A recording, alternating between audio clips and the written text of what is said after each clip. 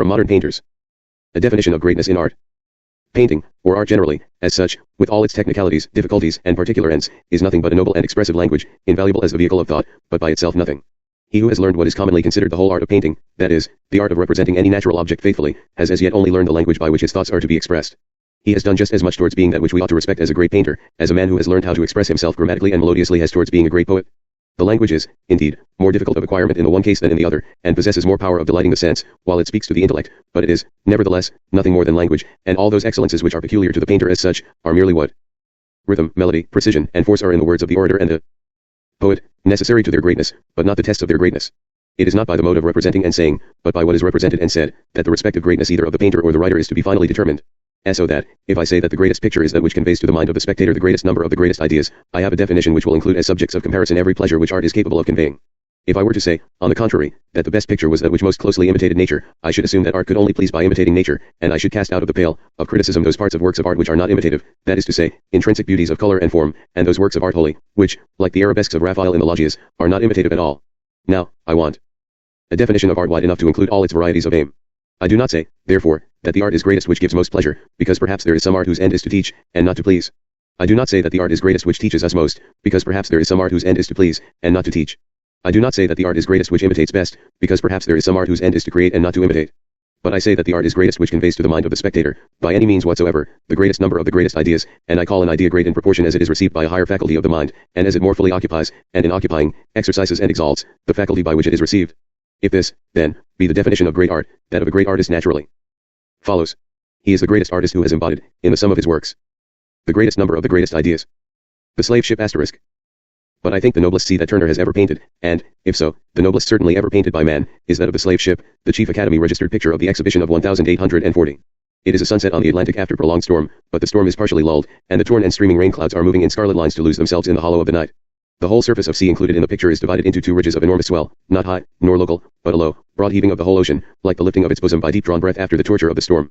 Between these two ridges the fire of the sunset falls along the trough of the sea, dyeing it with an awful but glorious light, the intense and lurid splendor which burns like gold and bathes like blood.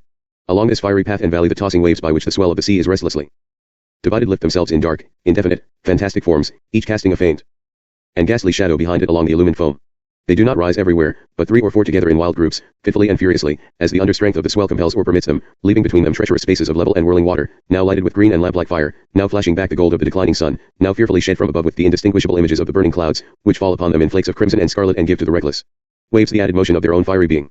Purple and blue, the lurid shadows of the hollow breakers are cast upon the mist of night, which gathers cold and low, advancing like the shadow of death upon the guilty ship as it labors amidst the lightning of the sea, its thin masts written upon the sky in lines of blood, girded with condemnation in that fearful hue which signs the sky with horror, and mixes its flaming flood with the sunlight, and, cast far along the desolate heap of the sepulchral waves, incarnadines the multitudinous sea sent. I believe, if I were reduced to rest Turner's immortality upon any single work, I should choose this. Its daring conception, ideal in the highest sense of the word, is based on the purest truth, and wrought out with the concentrated knowledge of a life. Its color is absolutely perfect, not one false or morbid hue in any part or line, and so modulated that every square inch of canvas is a perfect composition, its drawing as accurate as fearless, the ship buoyant, bending, and full of motion, its tones as true as they are wonderful, and the whole picture dedicated to the most sublime of subjects and impressions, completing thus the perfect system of all truth which we have shown to be formed by Turner's works, the power, majesty, and deathfulness of the open, deep, illimitable sea. 1843. From Of the Pathetic Fallacy. Now therefore, putting these tiresome and absurd words quite out of our way, we may go on at our ease to examine the point in question, namely, the difference between the ordinary, proper, and true appearances of things to us, and the extraordinary, or false appearances, when we are under the influence of emotion, or contemplative fancy. False appearances, I say, as being entirely unconnected with any real power of character in the object, and only imputed to it by us. For instance, the spendthrift crocus, bursting through the mold naked and shivering, with his cup of gold. This is very beautiful, and yet very untrue. The crocus is not a spendthrift, but a hardy plant. Its yellow is not gold, but saffron. How is it that we enjoy so much the having it put into our heads that it is anything else than a plain crocus?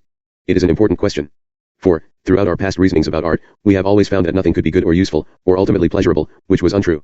But here is something pleasurable in written poetry, which is nevertheless untrue. And what is more, if we think over our favorite poetry, we shall find it full of this kind of fallacy, and that we like it all the more for being so.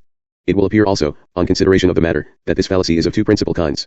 Either, as in this case of the crocus, it is the fallacy of willful fancy, which involves no real expectation that it will be believed, or else it is a fallacy caused by an excited state of the feelings, making us, for the time, more or less irrational. Of the cheating of the fancy we shall have to speak presently, but, in this chapter, I want to examine the nature of the other error, that which the mind admits when affected strongly by emotion. Thus, for instance, in Alton Locke, they rowed her in across the rolling foam, the cruel, crawling foam. The foam is not cruel, neither does it crawl. The state of mind which attributes to it these characters of a living creature is one in which the reason is unhinged by grief. All violent feelings have the same effect. They produce in us a falseness in all our impressions of external things, which I would generally characterize as the pathetic fallacy. Now we are in the habit of considering this fallacy as eminently a character of poetical description, and the temper of mind in which we allow it, as one eminently poetical, because passionate. But, I believe, if we look well into the matter, that we shall find the greatest poets do not often admit this kind of falseness, that it is only the second order of poets who much delight in it. Thus, when Dante describes the spirits falling from the bank of Acheron as dead leaves flutter from a bough, he gives the most perfect image possible of their utter lightness, feebleness, passiveness, and scattering agony of despair, without, however, for an instant losing his own clear perception that these are souls, and those are leaves. He makes no confusion of one with the other. But when Coleridge speaks of the one red leaf, the last of its clan, that dances as often as dance it can, he has a morbid, that is to say, a so far false, idea about the leaf. He fancies a life in it, and will, which there are not, confuses its powerlessness with choice, its fading death with merriment, and the wind that shakes it with music. Here, however, there is some beauty, even in the morbid passage, but take an instance in Homer and Pope. Without the knowledge of Ulysses, Elpenor, his youngest follower, has fallen from an upper chamber in the Circean palace, and has been left dead, unmissed by his leader or companions, in the haste of their departure. They cross the sea to the Cimmerian land, and Ulysses summons the shades from Tartarus. See, the first which appears is that of the lost Elpenor. Ulysses, amazed, and in exactly the spirit of bitter and terrified lightness which is seen in Hamlet, addresses the spirit with the simple, startled words, Elpenor, how earnest thou under the shadowy darkness? Hast thou come faster on foot than I in my black ship, as which Pope renders thus? Oh, say, what angry power Elpenor led to glide in shades, and wander with the dead?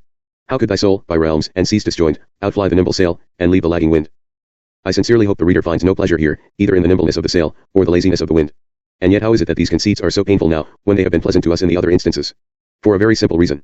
They are not a pathetic fallacy at all, for they are put into the mouth of the wrong passion, a passion which never could possibly have spoken them agonized curiosity.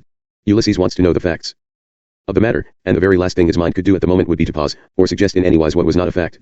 The delay in the first 3 lines, and conceit in the last, jar upon us instantly, like the most frightful discord in music. No poet of true imaginative power would possibly have written the passage. Therefore, we see that the spirit of truth must guide us in some sort, even in our enjoyment of fallacy. Coleridge's fallacy has no discord in it, but Pope's has set our teeth on edge.